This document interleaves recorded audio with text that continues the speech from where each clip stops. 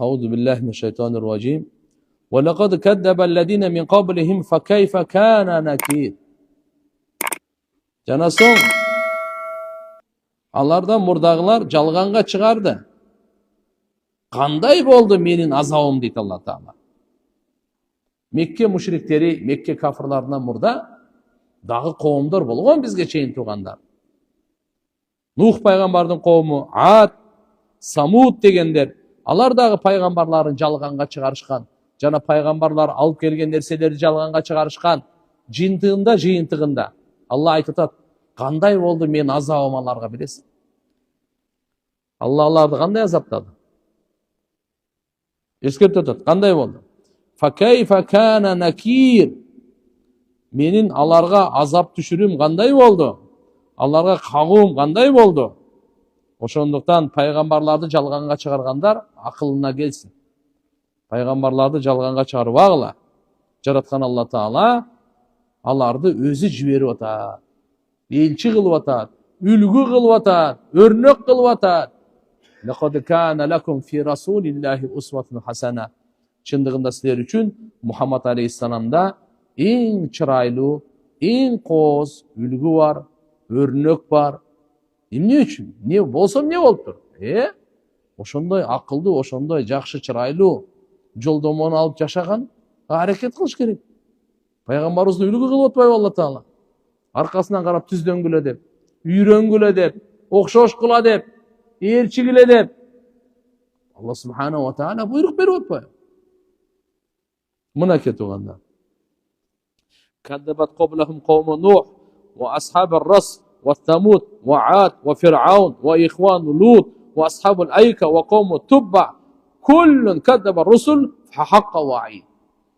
Мыналардын бардыгы бекер эмес. Нух пайгамбардын коому, Асхабur Рас, Самуд, Ад, Фир'аун, Лут пайгамбардын эми. Булардын бар Асхабул Айка, дарак эли, коому Тубба, бардыгы пайгамбарлар жалганга чыгарды. Кийин менин азабым аларга анык болду дейт. Тамаша болгон жок да. Анык болду аларга менин азабым. Кийин Алла субхана таала мындай дейт. Буларчы пайгамбарды жалганга чыгарып, пайгамбарга душмандык кылып, болсо пайгамбарлар буларга жамандык каалаган эмес. Булардын бир нерсесин тартып алып талашкан эмес. Буларды просто оңолууга эле чакырган. Кутурбагыла деп айтып койгон. Мынакей бактылуу болгула деп туура жолду. Бул ааламдын кожоюну, хазяин.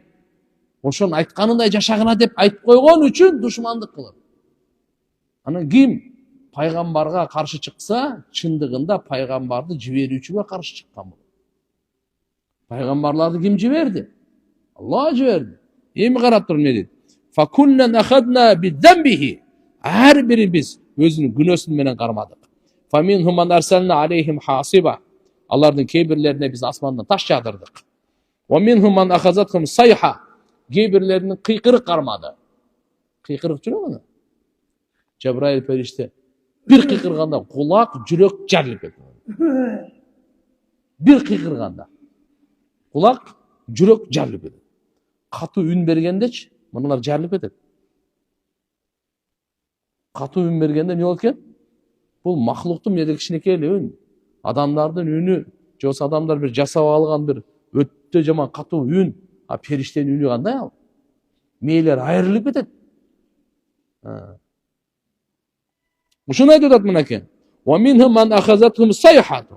Ва минхум ман хасафна бихил ард. Кээ бирлерин жерге жуткурдук дейт Алла Таала. Ва минхум ман агракна. Кээ бирлерин сууга чөктүрдүк дейт Алла Таала.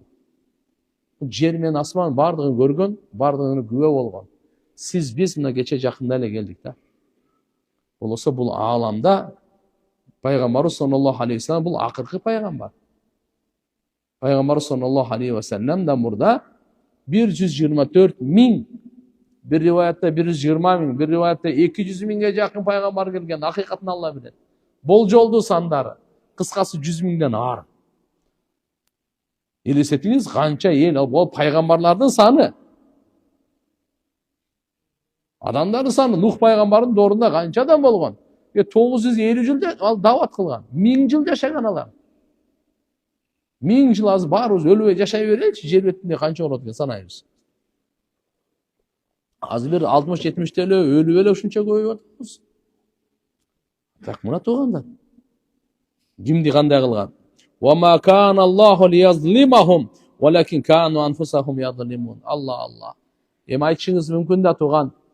Асмандан таш жадырып атса, суга чөктүрүп атса, жерге жуткуруп атса, кыйкырык менен азаптап атса, ушундай райымдуулук керек беле же кандай деп. Алла Таала бир зулумду кылган жокпу? Жок, Алла айтат. Алла буларга зулумду кылган жок. Булар өз жандарына зулумду кылышты дейт. Өз жандарына, өздөрүнүн бактысыздыгын өздөрү чакырышты. Өздөрүнүн бактысын өзүнүн балтасы менен чабышты. Алла Субханаху ва Таала залым эмес. Пенделерге жамандык, зулумдук каалабайт. Ааламга зулумдук каалабайт. Ал боорукер, Ар-Рахман, Ар-Рахим. Бүткүл ааламдын Робусу эң биринчи Куранда тааныштырып атат. Өтө ырайымдуу, чексиз боорукер Алла Субханаху ва Таала. Бирок адам баласы баягы тоң моюндуктан токтобой, арамга токтобой, жамандык кылып кете берип, өзүнүн башына бале чакырганын мааниси ушул. Кой десе болбойт. Пайгамбар канча айтат, колунан кармайт. Пайгамбарларды өлтүргөнгө чейин барышты. Куулаганга чейин барышты. Мына жөөттөр Иса пайгамбарды өлтүрөбүз деп. Акыркы эле мына пайгамбарга эң жакын окуяны айтып берейин, онун ар жакка өтпөй эле. Яхья пайгамбар, Закария пайгамбар, Яхья пайгамбарды аралашкан. Канча пайгамбарларды, канча деген жакшылыкка чакыруучу, жамандыктан кайтаруучуларды өлтүрүштү. Мына Иса пайгамбарды аркасынан өлтүрөбүз деп келген. Иса пайгамбарды Алла көтөрүп кетти. Ва ма каталуху ва ма салабуху валакин шуббиха. Алар өлтүргөн жок, даргага аскан дагы жок. Бирок окшоштуруп алышты, башка бирөөнү Иса пайгамбарга окшошту өлтүрүп алып эле, асып коюп эле, распятие кылып, мына Иса пайгамбар өлдү. Жок, андай болгон. Алла Иса пайгамбар тирүү. Иса пайгамбар тирүү. Биздин ишеним, этикад, акыйда. Кыяматка жакын келет ал. Кур'ан-ы Каримди бүткүл ааламга жайылтат. Азыр биз аракет кылып атабыз го кичине. Буну Иса пайгамбар көрөбүз кандай жайып. Ошо айтат ошо баягы. Келип Инжилди эмес. Себеп дегенде бул акыркы китеп болгондуктан Кур'ан-ы Каримди жайылтат. Дажжалды өлтүрөт. Зулумдуктун бардыгын жок кылат. Токтотот. Кур'ан хадистин бардыгын жандандырат. Адилеттүүлүктү орнотот. Зулумдуктун бардыгын көмөт. Алла анан ушундай береке берет. Бир анарды бир уруу жейт да. Бир анарды канча жейт? Урууңар бар го, бир уруу. Бардыңар топтолуп келип ал. Берекени көрө бер да. Береке ушунчалык алат. Зекет алган киши болбойт. Бири-бири менен душмандашкан киши болбойт туга. Азыркындай жакалашкан, кантекпен, жок андай болбойт.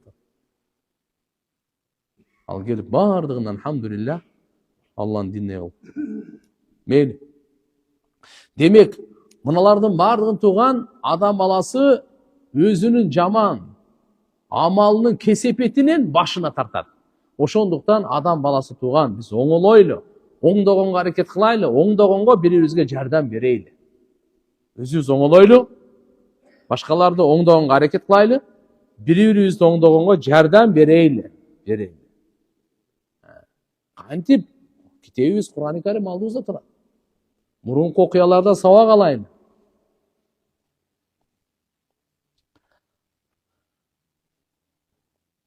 أولم يروا إلى الطير فوقهم صافات ويقبضن ما يمسكهن إلا الرحمن إنه بكل شيء بصير.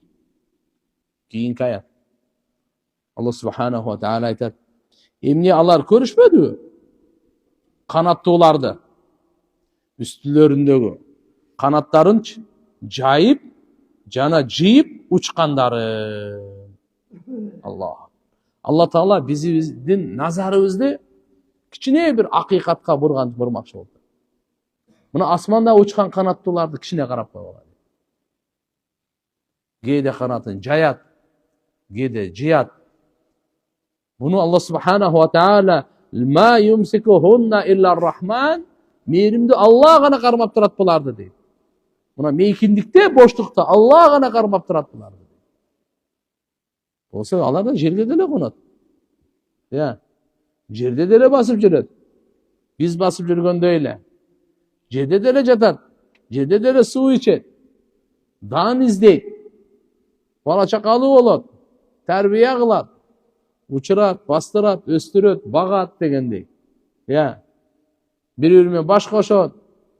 Жерде эле жашоосу. Ошо менен биргеликте дагы башка өзгөчөлүгү бар. Жашоо бир аз, жашоонун сааттары асманда дагы да. Ушуну Алла субханаху ва таала биздин назарыбызды буруп атат. Канаттууларды карабайсыңарбы? Алар көрбөй атабы канаттууларды? Авалам ярау илат тайр. Фаукахум, үстүңөрдөгү. Софат, канаттарын жайып учкандары. Оякбирна, жийип алат кээде.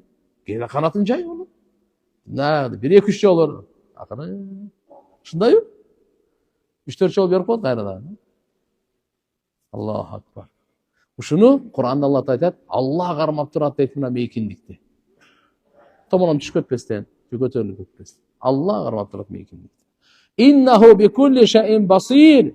Албетте Алла Таала ар бир нерсени көрүүчү дейт. Ар бир нерсени көрүүчү. Кур'анда башка жерде мындай дейт. Алам ярау иля тайр мусаххаратин фи жаввис сама. Асмандын мейкиндигинде карагылачы. Ушу канаттууларды кандай баш ийдиртип койгон Алла субханаху ва таала. Ма юмсикухунна иллаллах. Аларды Алладан башка эч ким кармабай эле турат. Инна фи залика ла аятан лиқауми юъминун. Булчу иман келтире турган коомго белги да. Иман келтирбеген үчүн ага даба жок. Ал өзүндө эле ойлобойт, ага баары бир башкалар тиякта турсун. Кур'анда Алла айтат: "Афала ва фи анфусикум афала тубсирун." Өзүңөрдүн жаныңарга ойсоң, мындай карап көрсөңөр. Өпкөн каякта, боорун каякта, бөйрөгүң каякта, ички аппараттардын кандай иштеп атат, кандай жайгашкан. Аллахын жакшынакай эле таанып аласың. Көзүңө көрүнбөйбү? Аллахнын канча кудурети бар, канча клетка бар, канча кандын тамчысы бар. Аллаху акбар. Эмне деген тамырлар, нервтер бар. Эмне деген тарамыштар бар. Эмне деген сөөк, муундар бар. Ар кандайдын функциясы ар түрлүү. Сөөктөр дагы бири-бирине окшобойт. Жалпагы бар, тогологу бар, иймеги бар. Ар кандай сөөктөр. Баштын сөөгү өзүнчө, манжалардын сөөгү өзүнчө, кабыргалардын сөөгү өзүнчө, жамбаштын сөөгү өзүнчө. Бардык сөөктөрү да бир башкача. Алардын капталган эттери, кайсы жерге май керек, кайерге кандай керек. Аллаху акбар. Керемет. Ошон үчүн айтат да: "Ман арафа нафсаху факат арафа раббаху." Ким өзүн таанысачы, кыска. Ким өзүн тааныса, жаратканын тааныйт. Өзүн тааныбаса андай эми билбейм анда. Ким өзүн тааныса, ойлоп көрбөй акырын барып, мен эненин ичинде үч караңгылыкта Алла Таалам жараттым дейт. Андан мурда атанын белинен атырылып чыккан бир суу экен дейт. Кор болгон суу. Алам нахлуккум мин маин махин. Кор суудан силерди жаратпадыкпы? Фажаалнаху фи карарин макин. Кийин биз силерди бир бекем турак жайга жайгаштырып койдук го дейт. Иля кадарин ма'лум. Факадарна фани'ман кадирун. Биз аны кандай кылдык го? Ошо бир белгилүү өлчөмгө чейин ошо жерде турдук аны. Алла Таалам эгер адам баласы ойлонсо, акыйкатты сразу эле табат. Ислам дини жакшылыкка чакырып атса, эмне үчүн качасыз? Сизди каерден бузулганга, каерден ушу жамандыкка чакырды сизди? Жуунуп ал десе жаманбы? Тазаланып ал десе жаманбы? Ерте тур десе жаманбы? Ата энеңе баш ий десе жаманбы? Аламдын кожоюну таны, нематына шүгүр кылып намаз оку десе жаманбы? Уурулук кылба десе, жамандык кылба десе жаманбы? Чын сүйлө десе жаманбы? Адилеттүү чеч, адилеттүү башкар десе жаманбы? Аял бала чакарыңды жакшынакай бак, боорукер бол, таш боор болбо десе жаманбы? Кишпейил бол, текебир болбо десе жаманбы? Башкаларга ыраа көр, башкаларга пайдалуу бол десе эмне жаманбы? Аллаху акбар. Туугандар, динибизди үйрөнөйлү. Динибизде мындай жочун болуп, качып, ойлонуп, окусам окубасамбы, үйрөнсөм үйрөнбөсөм, уксам укпасамбы, андай суроолорду койбойлу. Бул нафс, шайтандын бизди алдаганы, азгырганы, келечегибизди талкалаганы. Андай эмес анда. Бекем бел байлап турган, алхамдулилля. Алла субханаху ва таала чексиз шүгүрлөр, мынакей. Караңызчы, аксакалдарыбыз бар, жаштарыбыз бар, студенттерибиз бар, бизнесмендерибиз бар, спортсмендерибиз бар, элибиз бар. Канча малардан алхамдулилля сөздөрдү угуп атат. Энелерибиз бар. Айылдарды кыдырып барып калабыз. 80-90га чыккан энелер сабакты калтырбай угабыз дейт. Сабактардан карап туруп керектүү илимдерди жазабыз дейт. Мүмкүнчүлүк бар да, бирибизге канча мүмкүнчүлүк болсо жакшылыкты көбүрөөк жайып калайын. Мүмкүнчүлүк барында тууган. Бул күрөш. Шайтан нафсы менен эң чоң күрөш, чоң жихад ушул. Шайтан менен күрөшүү, нафс менен күрөшүү. Адам баласы өмүрүнүн аягына чейин 24 саат күрөшөт. Жөнөкөй дин душмандары менен бир аз эле убактынча эле күрөшөт ал. Кармашат, согушат, жихад, казат деп. Бул шайтан нафс биздин 24 сааттык, жазып го 24 мындай кылып 7 деп. Буда мен түшүнбөй жүрүп, эмне деген? 24 саат 7 деген ол 7 күн экен да. Без выходной деген жок. Майрам күн деген жок. Эс алуу деген жок. 24 саат обед жок. Ужин жок, уйку жок. Аллаху акбар. Дүнүйө үчүн ушунчалык экен. Ахирет үчүн ушу 1 саат намаз окуп айтабыз да. Түбөлүктүү өзүбүз үчүн болбосо-че. Болсо 24-7 деп айтпай эле турабыз бизде. Ла иляха илlalloh товфик берсин. Алхамдулилля туугандар, бирибизге көп дуа кылайлы. Жакшылыктын эшиги дуа менен ачылат. Жакшылыктардын эшиги дуа менен ачылат. Чын жүрөктөн дуа кылайлы. Ишенип дуа кылайлы. Берилип дуа кылайлы. Бейкапар болбой, шектенбей, Алланы шаштыра койбой. Шаштырбаңыз. Бир аз сабырдуулук, токтоолук менен. Мынакей Кур'ан-ы Каримде Алла субханаху ва таала эмне деп атат? Бул канаттууларды Аллах кармап турат мейкиндикте. Аллаху акбар. Бул кимге деп атат? Инна фи залика ла аятан лиқауми юъминун. Имандуулар үчүн ушул белги. Иман келтире турган коом үчүн бул белги. Бул аламат, белгилер, жөнөкөй нерсе эмес бул далил. Алла Тааланын бул өзүчө канаттуулар бар го, бир аалам экен да туугандар. Канаттуулар өзүнчө бир аалам. Бул арстан, карышкыр, булар уча албайт да. Инсан деле учпайт. Бул канаттуулар жерде дагы, абада дагы. Субханалла, Алла субханаху ва таала ушундай кылып жараткан буларды. Только абада эле жүрө бербейт буларчы. Абада эле жүрө бербейт. Булардын жашоосу, жашоо тиричилиги, ырыскысы, ынтымагы, баш ийүүсү таң каласың. Канаттуулар, жетекчилери бар. Все, аркадан жүргүлө деп коет, учат бияка. Попробуй бир тияк бияктан учуп көрсүн деп болот экен. Аларда порядок, тартип ошолордо, баш ийүү ошолордо. Бардыгына. Жөнөкөй эмес. Таваккул, Алладан үйрөнөйлү, тартипти ушулардан үйрөнөйлү. Таваккул билесизби? Аллага таваккул кылып пайгамбарыбыз мисал келтирген. Лау аннакум татаваккалуна алаллах хакка таваккулихи, эгерде силер Алла Таалага чыныгы таваккул кыла турган болсоңорчу, кандай канаттуулар таваккул кылгандай. Алар эртең менен жаг-жагы бош жагат экен, кичинде тоола кайтат экен. Аллага таваккул кылып учат да буларчы, рызкын издегенде. Алла субхана ва таала ким өзүнүн ишин Аллага тапшырса, Алла анын ишин эч качан бузбайт. Эч качан муратсыз, максатсыз, ийгиликсиз кылбайт, аны таштабайт Алла таала. Алла таала кайраттуу зат. Пенде өзүнүн ишин Аллага тапшырып, өзүн Аллага тапшырган адам. Ошон үчүн биз үйдөн чыгып атканда күн сайын пайгамбарыбыз үйрөткөн го. Эмне дейсиңер? Бисмиллахи таваккалту алаллах. Үйдөн чыкканда дуа ушул. Үйдөн чыгар замат ушуну айтыңыз. Бисмилла, Алланын аты менен чыгып атам. Таваккалту алаллах. Аллага таваккал кыл. Деген мааниси кандай? Өзүмдү дагы, ишимди дагы Аллага тапшырып. Вала хаула вала куввата илля билlah. Канчадан бар үйүнөн чыгат, кайра кайтпайт туган. Биздин кошунабыз бар эле. Мен мынау Ош базар жакта эмеде жашап калдым да. Квартирада. Канча жыл болду бул? 2009-10. Кошунабыз бар эле. Жумушка чыккан машинеси менен, үйүнөн чыккан ошол. Ал деле ошо бизге окшоп эле кайра кайтам деп эле чыгып кетти. Баарыбыз да ошондойбуз го. Үйдөн чыккандан кийин кайра келем деп эле жакшы эле ишеним, жакшы ой менен эле чаттады. Жумушка барган. Кайра үйүнө келиш керек обедте. Машинеси отургузган, машина отуруп. Аркага айдап, анан алдыга айдайт. Бура турган жер окшойт да. Отокон жеринен. Ошол деп аркага айдап кен буран. Ассаламу алейкум кете берипти дүйнөдөн. Ден соолугу жакшы, эч кандай оорубайды. Больница барбайды. Машинанын ичинде отуруп эле. Я Алла. Үйүнө келем деп эле чыккан эле. Бул пландар эмне болду? Проекттер эмне болду? Бисмиллахи таваккалту алаллах. Не дейбиз? Бисмиллахи таваккалту алаллах. Ва ла хаула ва ла куввата илля билlah. Мына ушу толук дуа үйдөн чыккандын дуасын жаттап алыңыз. Мусулман адам пайгамбарыбыз айтканын карманат, аткарат. Бисмиллахи таваккалту алаллах ва ла хаула ва ла куввата илля билlah. 4 пайдасы бар. Унутпайын. Жөнөкөй эле нерсе эмес бул. Биринчиси куфита, худита, хуфиста ва танахан ка шайтан. 4төн айтат. Сага жетишет дейт, болду.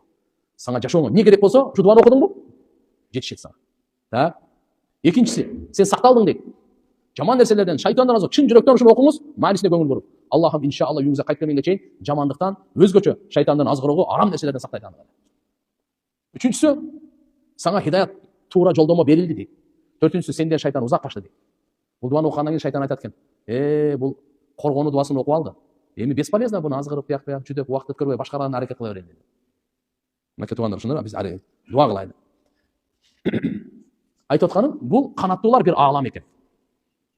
Пайгамбарыбыз саллаллаху алейхи ва саллям азыркы айтып аткан хадисинде, "Лау аннакум татаваккалуна алаллахи хакка таваккулихи", эгерде силер чыныгы Алла таалага таянгандай, Аллага ишин тапшыргандай, тапшыра турган болсоңор, ла разакакум кама ярзукут тайр, Алла таала силерге ырызкы берет, кандай канаттууларга ырызкы бергендей. Тагду химасан ва таруха битанан, алар эртең менен чыкканда курсак ачка, жаг-жагы бош чыгат, кайтканда курсагы тоок, толо кайтат. Алла субхана болсо алардын магазин жок. Дүкөндө контейнерлер жок аларда. Туурабы? Алар эртеңки күнү эмнени жейбиз ойлобойт. Дүйнөдө 3 махлук бар да, эртеңкисин ойлогон. Үчөө эле, калган эч ким ойлобойт. Ал бири чычкан, экинчиси кумурска, үчүнчүсү инсан, шеф инсан. Ушу үчөө эле эртеңкисин камдап, топтоп, жыйнап, эсептей албай, эсептеп адашып кетип, ушу менен эле убарада. Кайра, уктай албай, кайра туруп, бекитип, ар жерге алып барып. Өзүн эле ойлосо го, эми эртеңки күнү балдардыкын, анан неберелердикин, анан чеберелердикин. Алла рызкы берет аларга. Алымдар айтышкан, Алла таалага биз ишенебиз. Рызкы Алланын колунда, өмүр Алланын колунда, эртеңки күн Алланын колунда. Бирок ушу балдарыбызга деп кичине мындай кам көрүп, кичине үй алып, акча топтоп койсо болобу өзү деген суроо бар да. Болот деген. Алхамдулилlah. Эмне керек экен? Алхамдулилlah. Болбойт деп койсо кандай болот эми? Бирок шарты бар. Кандай шарты бар? Биринчиден адалдан табыңыз акчаны. Экинчиден Алланын жана пенденин акысын бериңиз. Алланын акысын бериңиз, зекет. Пенделердин акысын бериңиз. Туган урук, тияк муктаждар болуп калат мисалы. Үчүнчүсү, ошол акча таап атканыңызда, жыйнап атканыңызда Алланын өкүмүнө каршы чыкпаңыз, сындырбаңыз. Акча табам деп намазды каза кылып, акча табам деп жалган сүйлөп. Чудасызбы? Ошондой нерсе кылбаңыз. Ушул 3 шарты менен болсо, алымдар айтышкан, мейли, анда алдыга топтоп, бала чака топтоп карап койсо болот деген. Кандай болгон чакта дагы мына канаттуулар өзүнчө бир аалам туган. Ушу канаттуулар менен Алла субхана ва таала Кур'ан-ы Каримде пайгамбарыбыз төрөлгөн жылды, фил, амул фил деп коет. Фил жылы төрөлгөн. Пайгамбарыбыз талашсыз бул. Фил окуясы болгон жылы төрөлгөн да. Фил окуясы Кур'ан-ы Каримде суратул фил деп коет. Алам тара кайфа фаала раббука би асхабил фил. Фил деген сүрө бар. Фил мына баягы слон да, фил. Бул окуя кандай болгон? Абраха деген Йеменде бадыша болгон. Караса элдин баары эле Кабага кетип атат. Бүткүл дүйнө ушу Кабаны сүйүп атат. Ыйлап атат, ибадат кылып атат, сыйынып атат, кайра барып атат. ал ақылы жоқ, мейісі жоқ, ойлаған жоқ. Алла Құранда айтады: "Ва ид жаалнал байта масабатан линнас ва амна". Біз Байтулла Кабаны қайра келе тұрған, барлық адам топтауға тұрған, сүйе тұрған жай қылып қойдық. Пана тілей тұрған, барлықтарды топтай тұрған жай қылып қойып, бұл Алла Тағала қылғанда. Ушыдан гөрі албастық қылып, бұл Йеменге ушындай Кабаға ұқсас бір нәрсе жасайды. Дағы елдің барлығын шақырады. Мына мен де құрып қойдым, бұл жаққа келе бергіле депші. Ешкім бармай қойды. Адамның қылғаны не? Ешкім бармайды. Анан қайрадағы шақырады, болбойды. Анан біреу үшін ақмақтардан бір ой береді да: "Бұға келмейді саған азырчы. Сен тек Каба бар ғой, Меккедегі. Ошоны талқылашың керек. Ошоны түздеп жоқ қылсаң, анан саған мына Йеменге анан керек." Ошоның аты Абраха деген батша болған. Ушул анан не кылат? Риваяттарда келет, 60.000 аскер даярдайды. Кабаны алиязу билля талқалаш үчүн. Йеменден талқалап 60.000. Пилдерди да топтойт дагы. Пилдерди күчтүү, эми пил өзү күчтүү өзү. Дагы мен деген пилдерди таап 12 пил дейт. Кейбір риваятта 8, кейбірлерде бұлардан көп аз айтылды. Бұл 8, 12 қанша болса да ошо пилдерди, күчтүүлөр. Ушулар неме кылып туруп Кабаны бузганга буларды жөнөтөт. Булар жөнөтөт. Булар субханалла Меккеге жакындап калганда эле дух өчөт. Меккеге жакындап калганда Арафат болгон жер жагына келет. Ошол дегенде пилдер жатып алат жерге. Булар урушат. Пилдем атты чаплаганда пилдем ушундай чапалайт экен да. Тиягынан урат, бул жагынан урат, тап. Эгерде Йеменге кайрыса, басат да бул жака. Обратно үй жака болсо басат. Башка тарапка болсо басат. Бул жака тарап болсо басат. Ушу Меккеге карай чу десе, билбейм, чу дейби, башка дейби. Пилчилер билсе керек. Биз эми ат менен жүрүп чу дейбиз да. Ошон баспайт, бул жака чейин таптакыр баспайт. Ура берет баспайт. Тияка баса, бул жака баспайт. Субханалла, арак дагы беришкен экен пилдерге. Кичине баш иштебей калса басат деген го дейм. Ошондо да баспай койгон экен. Таасири тийбей койгон экен, жок деп. Арак берди пилдерге. Ушуга бастырайлы деп, Кабага басырып сурап. Мээси жокторго бир жолу ушундай экен да. Ал Алланын үйү болмо, Алла Таала өзү сактайт ал. Кыямат күнгө чейин өзү сактайт. Не кылды анан? Алла субханаху ва таала асмандан канаттууларды жиберди. Мынакей Кур'ан-ы Каримде айтат: "Алам тара кайфа фа'ала раббука би асхабил фил". Сен көрбөйсүңбү? Сен Роббуң пил ээлерине кандай кылганын? Аллаху акбар. Эмне кылды алар? Фарсал алейхим тайран. Буларгачы канаттуулар жиберди. Абабил де мутафар, бир топ жамаат менен буларга жөнөттү. Жөнөттү дагы ал канаттуулардын тумшугунда дагы путтарында таштар бар эле. Тик таштап кой. Мээсинин башынан түшүп, аягынан чыгып кеткен. Кырылып калган баягы, аркага качып. Жөн эле эмес, Алланын азабы ушундай экен, ал жөнөкөй таш эмес экен. Ол баягы чопо таш. Ушундай таштаганда бомбадан жаман. Алардын эттери чирей баштайт. Эттери түшө баштайт жөн эле. Мынандай кылып туруп ошолорго азап келген анан. Үстүнөн ыргытат эле, эттери чыга баштайт эле. Бирөө да качып кутулбайт. Ар кимисинде именно точно тиет бардыгына. Булар аркага бурулуп анан кийин келген жагына качат анан. Жолдо жыгылат. Жолдо бир канчасы өлөт. Бирок баягы канаттуулар ар бирин табат да өзүнө. Учуп барып башына бар. Ар бирине тиякта заказга келген да. Бардыгына мына. Абрахага бул да өтө катуу ооруган эме болот дагы. Адамды ушу чирип, эттери түшө баштап, ошентип анан кийин бул жүрөгүнөн мен денеси айрылып анан ошондон өлөт да бул. Мадеде. Ушуга Алла субханаху ва таала Кур'ан-ы Каримде бул окуяны айтып берип айтат: "Алам яджал кайдахум фи тадлил". Жараткан Алла субханаху ва таала алардын айла амалдарын адаштырып койду го. Не кылабыз деп атышкан эле. Текке кетирди алардын максатын. Байтулланы ушу бузабыз деп келаткан ушу жаман айла амалын Алла субханаху ва таала текке кетирди. Адаштырды. Ва арсал алейхим тайран абабил. Яни жамаат мутатабиа. Биринин аркасынан бири келген жамаат, ошол канаттуулардын жамаатын Алла таала жиберди да. Алар не кылат эле дейт? Алар болсочу тармихим би хижаратин мин сиджил. Таш атат эле. Таштан алганда мен сиджил дегени ошол бышкан чопо таштан да. Ушу менен атат эле, өтө катуу оор. Фажаалахум каасфин маъкул. Жана эмне кылып койду? Ошентип Алла субханаху ва таала аларды чайналган самандай кылып таштады. Уйлар чайнап саманды оозунан кайра кепшеп чыгарып койот го. Ошондой айтып коет. Маъкул жейилинген ушундай самандай чайналган самандай кылып таштап салды. Жөнөкөй нерсе эмес да бул. Таштап салды. Ла илаха иллаллах. Кур'анда Алла таала айтат: "Ва ма мин даббатин фил ард ва ла таир ятир би жарахайхи илля умамун амсалукум". Жерде кандай гана жандык болбосун, ошондой эле кандай гана канаттуу эки канаты менен учпасын. Илля умамун амсалукум, силерге окшош эле үммөттөр булар дейт. Алла жараткан. Ма фарратна фил китаби мин шей. Кур'ан-ы Каримде эч нерсени биз аша чапкан жокпуз, эч нерсени таштаган жокпуз биз. Сумма ила раббихим юхшарун. Кийин алардын бардыгы өз роббуларына кайтып топтолушат булар. Мынакей туугандар. Демек, мына бул канаттуулардын дагы бир өзгөчөлүгү биз үйрөнө турган Алла таала тасбih айтышат экен булар. Эмне айтышат экен? Биз ойлойбуз мына чымчыктар сайрап, бул сайрап, тиги сайрап, андай кылып жүрөт да. Жок, булар тасбih айтышат. Зикир айтышат. Тасбih дегени Алла тааланын бардык айыптан таза дегенди баяндашат. Кур'анда айткан муну. Алла субханаху ва таала: "Алам тара анна Аллаха юсаббиху лаху ман фис самавати вал ард ва тайр соффат". Аллаху акбар. Карабайсыңарбы? Жер асмандагы бардык нерселер Алла Таалага тасбih айтат, Алланы зикир кылышат, Алланы арулап турушат. Өзгөчө канаттуулар. Канаттуулар жер асмандан эмне үчүн? Жаныбарлар, жырткычтар, соймологон жыландар деп айткан жок, канаттуулар деп. Канаттууларды Алла Таала Куранда өзгөчө белгилеп атат. Булар ушу мейкиндикте канаттарын жайып учуруп Алла Таалага тасбih айтышат дейт. Аллага тасбih. Куллун кад алима салатаху ва тасбихаху. Булардын ар бириче өзүнүн намазын да тасбихин да билишет, эмне айтарын. Валлаху алим бима яфалун. Алла Таала алар эмне кылган бардыгын билип турат. Бул Алла Тааланын кудурети турганда. Бул жерден адам баласына эскертүү бар. Ушул аяттардан, адам баласы, силерге Аллахым акыл берген. Канаттууларга андай акыл жок. Сезимдер бар, бирок акыл жок. Силер акыл болуу, акылыңар бар болуп туруп, Алла Тааланын тасбih зикиринен бекапар болбогула. Мына ушундай бизге себеп дегенде биз канаттууларга караганда акылдураакпыз. Алланы зикир кылып, Алланы эстеп, Аллага мактоо айтып, Аллага тасбih айтканга. Дауд алейхиссаламга Алла субханаху ва таала мындай деп айтканда: "Валакад атайна Дауда минна фадла." Чындыгында биз Дауд пайгамбарга өзүбүздүн тарабыбыздан айкөлдүүлүк бергенбиз. "Я жибалу ауиби мааху ват-тайр ва аланна лахул хадид." Эй тоо, сен Дауд менен пайгамбар менен биргеликте жана канаттуулар тасбih айткыла. Жана биз ага темирди жумшак кылып койдук. Алла субханаху ва таала буйрук берип атат тоого. Тоолор бар го? Булар тасбih айтат экендер. Канаттуулар тасбih айтат экен. Дауд пайгамбар менен бирге тасбih айткыла деп атат. Кече эле хадисте окудук эле. Субханаллах. Бир тоо экинчи тоого аты менен кайрылат экен. Эй пананча тоо. Бүгүн сенин үстүңдөн бир Алланы зикир кылган адам өттүбү десе. Өттү.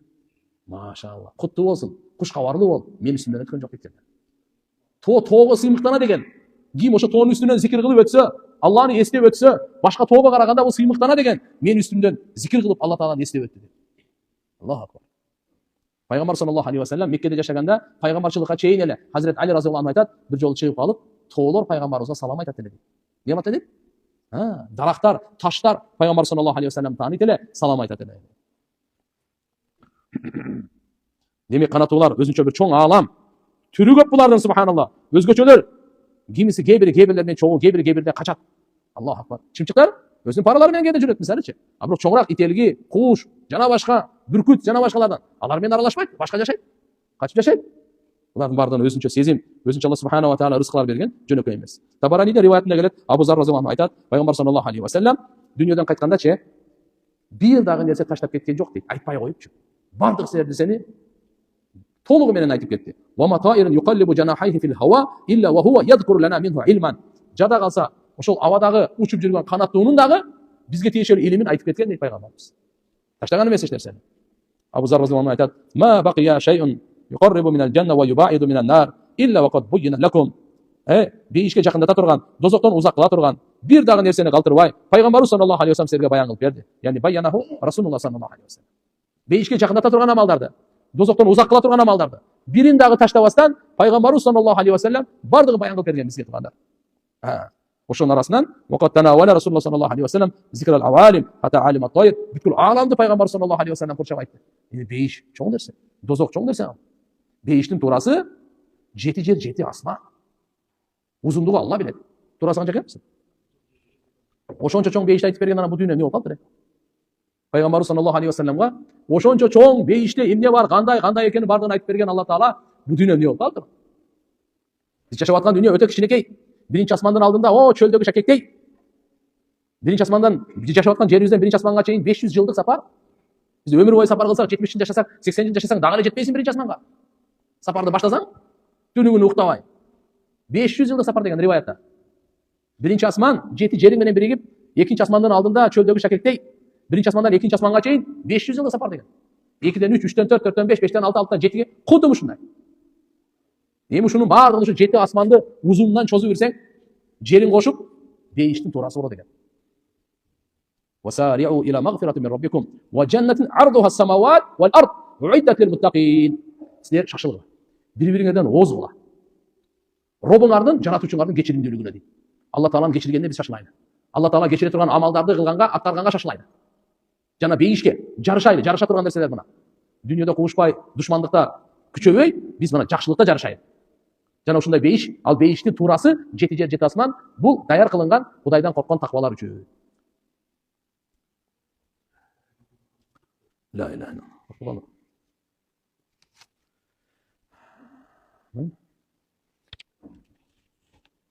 Келсек те иншалла суроо берели.